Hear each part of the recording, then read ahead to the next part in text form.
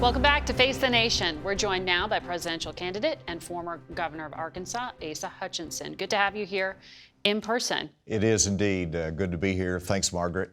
I've got a lot to ask you about, but I do want to pick up on something Nikki Haley continues to raise, and this is this idea of a mental acuity test for anyone over 75. You're 72 years old. If you win the presidency, you'd be right in that range. What do you think of her concept? Do you think that's appropriate? Well, there's a mental acuity test every time you go to Iowa and there's a town hall meeting with the questions from the voters. They do a pretty good job of assessing those issues.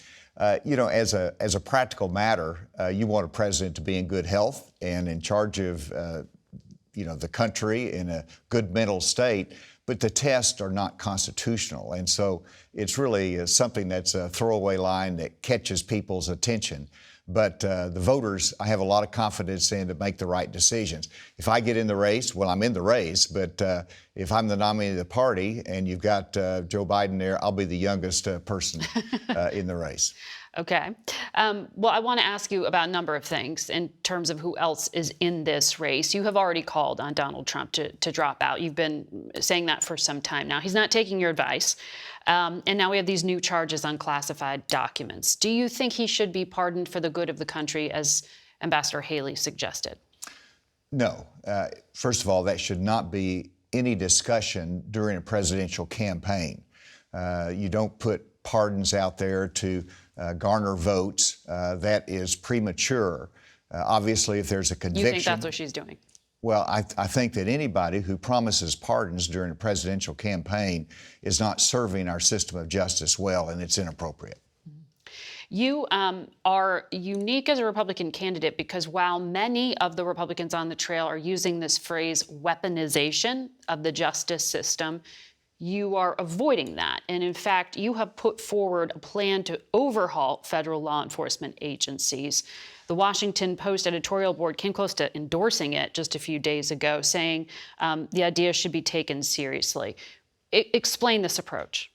Well, our justice system is the envy of the world. It's what sets our democracy apart, that we're under the rule of law. And if you undermine that system of justice, then you're undermining our democracy.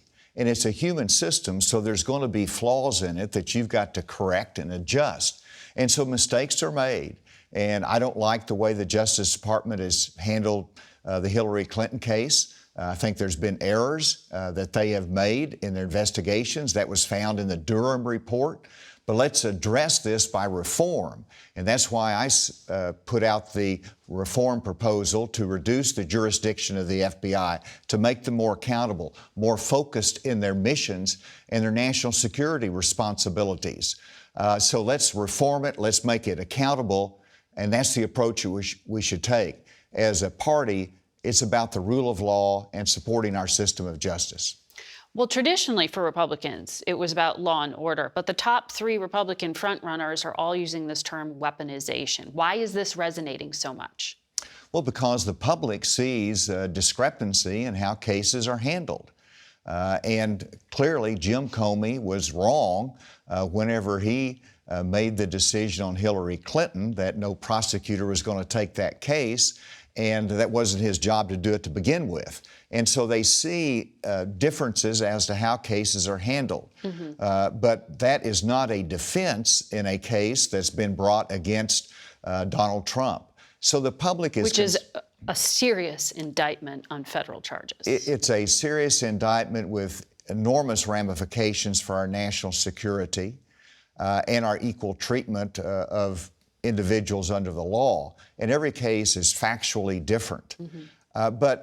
So there's frustration that's there. Let's solve those frustrations by not attacking our justice system and buying into what Donald Trump is doing, which is every day appeasing Russia and attacking our justice system. That's what I heard last night when I listened to the tape in Erie, Pennsylvania at his rally.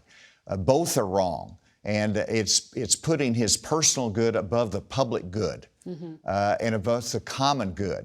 And that's what we should be talking about, and not undermining that system of justice. You're referring there to a reference he made to tying further aid to Ukraine to fight Russia to what happens with law enforcement and congressional Republicans. Which is simply appeasing Russia. That's what he's talking about doing, and then simultaneously attacking our justice system in America. You used to run the Drug Enforcement Agency. Fentanyl is killing a lot of people in this country right now.